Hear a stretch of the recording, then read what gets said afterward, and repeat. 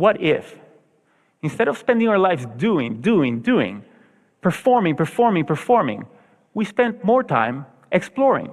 Research shows that after the first couple of years working in a profession, performance usually plateaus. This has been shown to be true in teaching, general medicine, nursing, and other fields.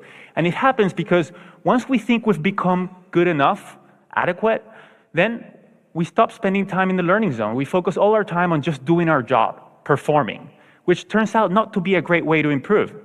So the way to high performance is to alternate between the learning zone and the performance zone. The learning zone is when our goal is to improve.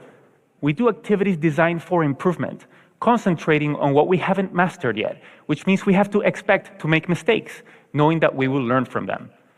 That is very different from what we do when we're in our performance zone, which is when our goal is to do something as best as we can, to execute.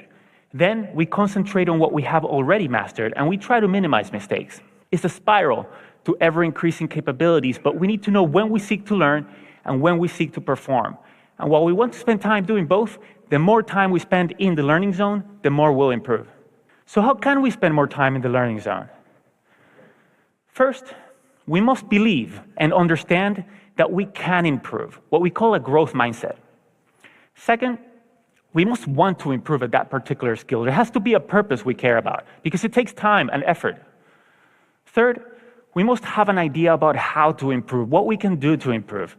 Not how I used to practice the guitar as a teenager, performing songs over and over again, but doing deliberate practice. And fourth, we must be in a low-stakes situation.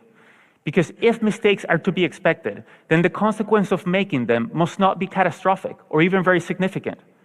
A tightrope walker doesn't practice new tricks without a net underneath, and an athlete wouldn't set out to first try a new move during a championship match. But what if we find ourselves in a chronic high-stakes setting? First, we can create low-stakes islands in an otherwise high-stakes sea. We might find a mentor or a trusted colleague with whom we can exchange ideas or have vulnerable conversations or even role-play. Or we can ask for feedback-oriented meetings as projects progress. Or we can set aside time to read or watch videos or take online courses. Those are just some examples. Second, we can execute and perform as we're expected, but then reflect on what we could do better next time. And finally, we can lead and lower the stakes for others by sharing what we want to get better at, by asking questions about what we don't know, by